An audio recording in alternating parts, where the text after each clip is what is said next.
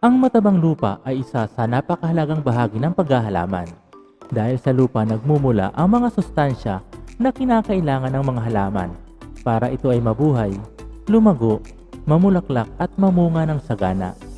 Pero paano ba magkaroon ng matabang lupa, lalo na kung ikaw ay nakatira sa isang syudad na limitado lamang ang pag-akses sa matabang lupa? Paano nga ba makakagawa ng sarili at sa matipid na pamamaraan? Sa video na ito ay pag-uusapan natin kung paano magkaroon ng pataba sa lupa at i-convert ang mga pinagbalatan ng prutas at gulay na hindi mo na kailangan maghintay ng napakatagal na panahon para ito ay mabulok o makompost para magamit sa mga halaman. Pero bago ang lahat, kung bago ka pa lang sa aking channel ay huwag kalimutang mag-subscribe at pindutin ang notification bell para lagi kang updated sa mga bago nating upload. Ang mga pinagbalatan ng prutas at gulay ay isa sa mga sangkap upang makabuo ng isang matabang lupa sa pamamagitan ng pag-compost sa mga ito. Pero paano nga ba makompost ng mabilis ang mga pinagbalatan ng prutas at gulay? Panoorin niyo po kung paano ko kinokompost ang mga ito sa loob lamang ng 10 araw. Ang una nating gagawin ay ipunin ang mga pinagbalatan ng prutas at gulay sa isang lalagyan sa loob ng 1 linggo. Kapag nakaipon na ng sapat na dami, ay pagpira-pirasuhin ito ng maliliit.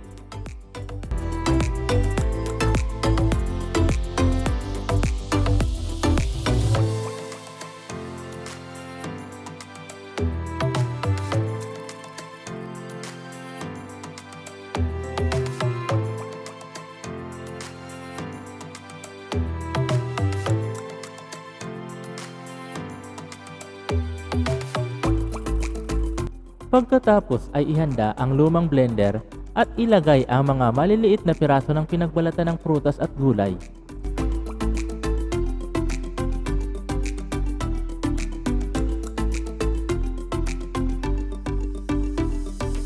Lagyan ng sapat na tubig para mabilis itong mapino. I-turn on ang blender, hayaan ito hanggang sa mapino ang mga pinagbalatan ng prutas at gulay.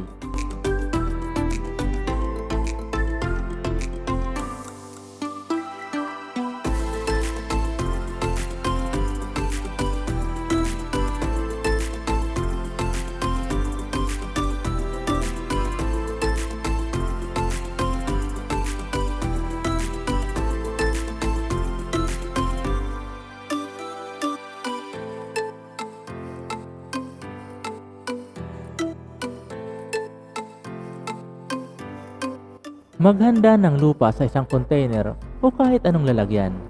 Ibuhos ang laman ng blender sa lupa at ikalat ito.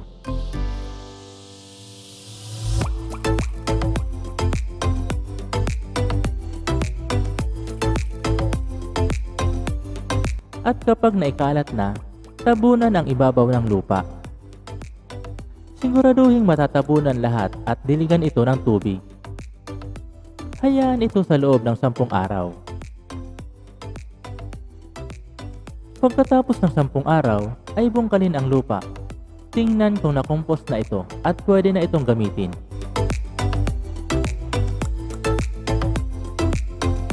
Ulitin lang ang prosesong ito kapag nakakaipon na ng mga pinagbalatan ng prutas at gulay para mapakinabangan pa ang mga ito. Ang pamamarang ito ay tinatawag na blender composting. Ito ay subok na at madami na rin ang gumagawa nito, lalo na yung mga matatagal na sa paghahalaman. Ang lupa ay maaaring gamitin sa pagtatanim sa container sa kahit anong uri ng halaman.